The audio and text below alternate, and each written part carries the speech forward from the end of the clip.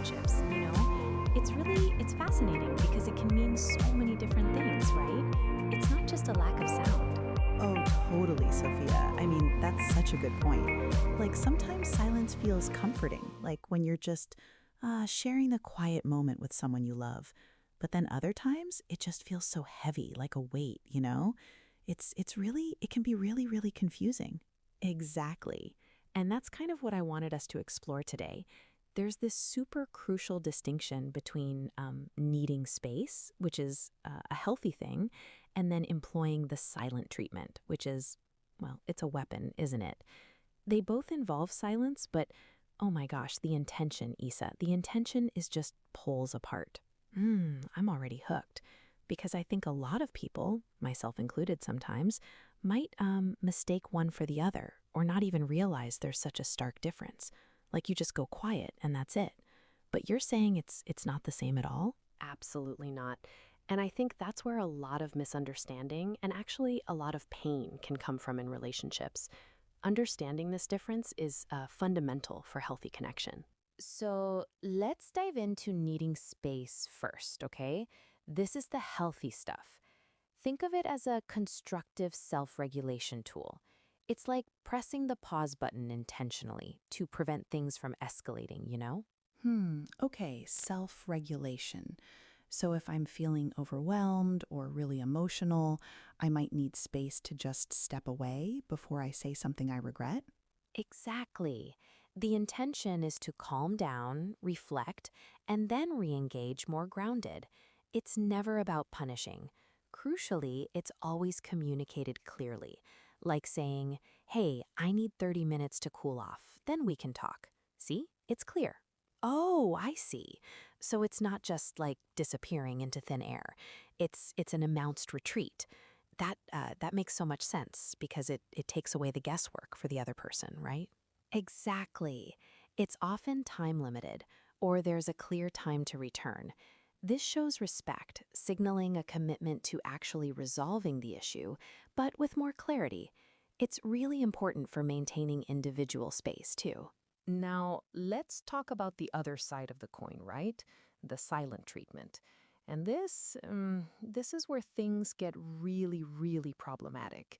We're talking about stonewalling here, Isa.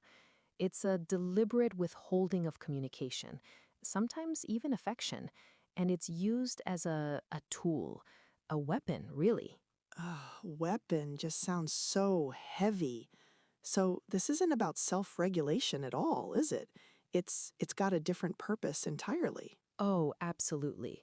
The primary goal here is to punish, to control, to manipulate, or just completely avoid conflict. It's passive-aggressive, and it causes significant emotional and psychological harm. The biggest characteristic? It's usually uncommunicated and indefinite. There's no explanation. You're just left hanging. Oh, that's truly awful. I've actually experienced that quite a few times, Sophia. When I've been on the receiving end, I remember feeling completely lost and so incredibly anxious. You just don't know what's going on or when it's going to end. It honestly felt like emotional torture to me. It really can be, yeah. It creates a massive power imbalance, making the ignored partner feel completely powerless and unheard. And the emotional distress? It's intense. Feelings of rejection, isolation, low self-esteem, anxiety. It really, really erodes trust. It's also often a way to avoid taking responsibility or accountability for something, just shutting down completely. So, if we boil it all down, the fundamental distinction, Isabella, really lies in two things: intentionality and communication. This is the heart of it. Healthy space, like we talked about, has that clear communication, a respectful intention to self-regulate, and a commitment to eventually return to the discussion. Okay, so with needing space, it's like I'm stepping away now, but I'll be back to talk about this later. And it's to help myself cope better, right? Precisely. The focus is on self-care, which ultimately benefits the relationship. The silent treatment, conversely, is characterized by that absolute lack of communication. There's no time frame given, no I'll be back. It's just silence. And the intent is very different. It's to control, to punish, or to completely avoid something difficult. It's not about self-regulation. It's about regulating the other person, often through pain. Wow, that makes it that makes it crystal clear, actually. It's not just the action of being quiet, it's everything around that silence that matters. The motivation, the openness, the respect, or lack thereof. That's a huge distinction for me, Sophia. It truly is. And understanding that difference, I mean, it's absolutely vital for fostering respectful and genuinely healthy communication in any kind of relationship. It's really the key to not just surviving, but thriving together. So, Isabella, knowing all this, if you find yourself on the receiving end of silence, what can you do? Because it can feel really, really disorienting, you know? Oh, for sure. It's hard not to just immediately feel anxious or start blaming yourself. Like, what did I do? It's a tough spot to be in. It is, it is. But the first step is actually to try and clarify the intent. You can ask gently, are you needing space or are you upset with me? That simple question can open a door or at least give you some insight into what's happening. And then you have to set boundaries. This is really, really important. Setting boundaries, that makes sense. Like, I'm here to talk, but I can't engage when I'm being ignored. Is that like that? Exactly. Something like, I'm open to talking when you're ready, but I can't engage if I'm being ignored. You're stating your availability, but also protecting your own emotional well-being. Recognizing these differences isn't just for the person initiating the silence. It's also about empowering the recipient to respond healthily. Because sometimes, the silent treatment can be part of a wider pattern of emotional abuse.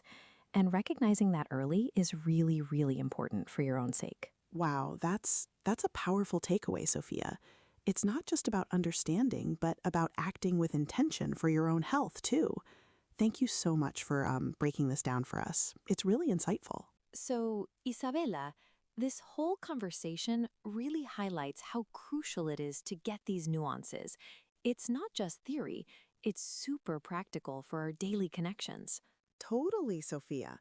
And honestly, your breakdown was so helpful. It gives us actionable steps for genuinely healthier relationships, which is, what we're all looking for. Exactly. With that, we're going to wrap up today's episode. If anything resonated, hitting subscribe is seriously the best way to support us. Find more daily inspo and quick tips on Pinterest or Facebook. And for those moments you need to chill, YouTube's got perfect calming vibes. On the move? Catch us on Spotify. All our top tools and resources for a balanced life are waiting at goodlifeguide.org. We honestly love sharing all this, and we're always super eager to hear from our community. If there are topics you'd love us to dive into, just drop a comment below. Yeah, for sure. Your input seriously helps us shape our content. We'll be chatting with you all in the comments.